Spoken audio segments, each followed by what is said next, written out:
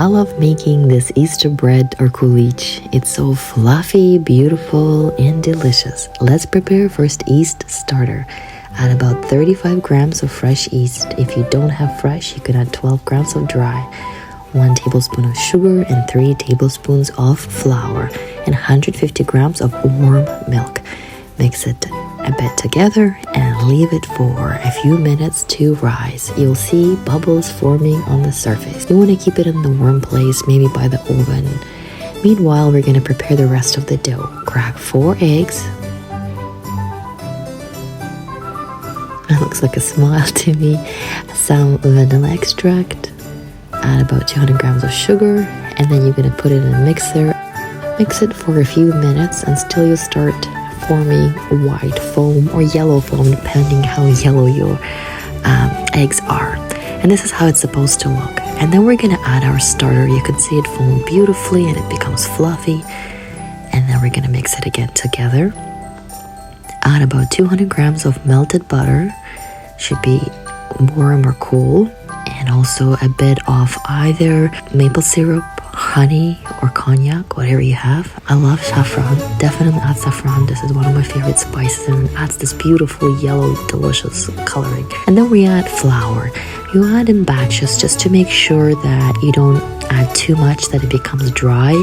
In total, it comes up to about 600 grams plus or minus 50 grams.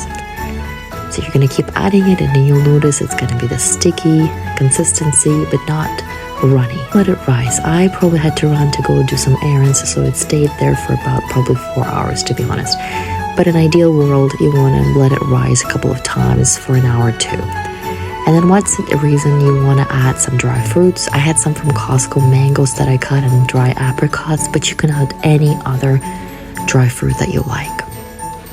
And then you want to knead the dough for a few minutes just to make sure that the dry fruits spread well across the dough.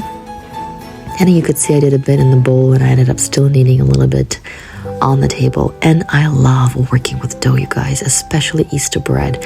Look at this beautiful yellow color. Of course, it's a bit from eggs, but a lot of it is from saffron. So it's not a cheap spice, unfortunately, at least where we buy it.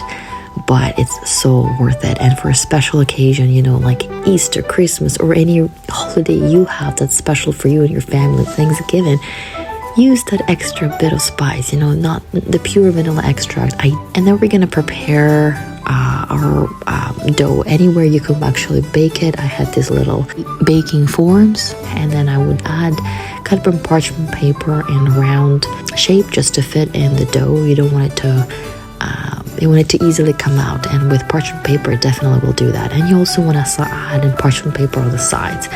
And then I baked out 2 of these, but you can bake in any shapes you want. Just make sure you add about a little bit less than a half of the dough into your baking container that you're going to use. I didn't put any oil or butter, but you're welcome to spray a little bit as well, just to make sure that it comes out easily. It came out for me quite easily, so I didn't have a problem. Hopefully you won't as well, because you know, we added quite a bit of butter in here. This is probably not the best construct. I also know they do sell, you know, pre-made forms. Of course they do, but you know what, this year was a crazy hectic year for my family, so this was all sort of last minute, and I made it up on a fly and it worked. I didn't have time to go to the store to buy the pre-made forms.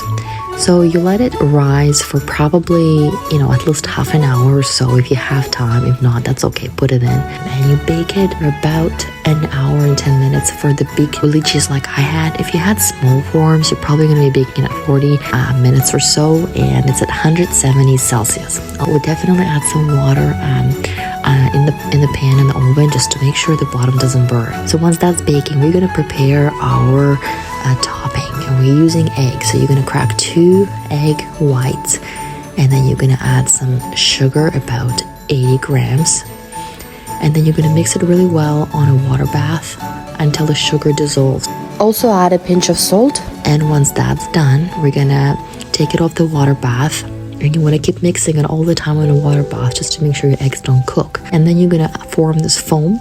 Probably took me a few minutes, but you'll notice it's going to get very thick consistency, just like that. And then you might want to add, you know, about 50 or 70 grams of icing sugar. after this, and then it will be ready. You see how thick the egg whites are. To check whether kulich is cooked, you want to poke with a toothpick or any wooden stick you have the dough just to see. If nothing gets stuck to the wood, then that means it's cooked. And I wanted to give it a few minutes to bake, so to make sure the top doesn't burn, you add parchment paper on top as well. Once kulich is baked, you then add your egg white on top. Take it out of the tray, add your egg white, and then also sprinkles. Put it back in the oven for probably 5-10 minutes until your egg white starts to thicken, and voila! Enjoy with your family. It's so delicious, fluffy, and we finished the whole kulich in literally one sitting, and it's beautiful and it's colorful, and the kids loved it. Have a fantastic rest of the day. Follow us for more. Ciao!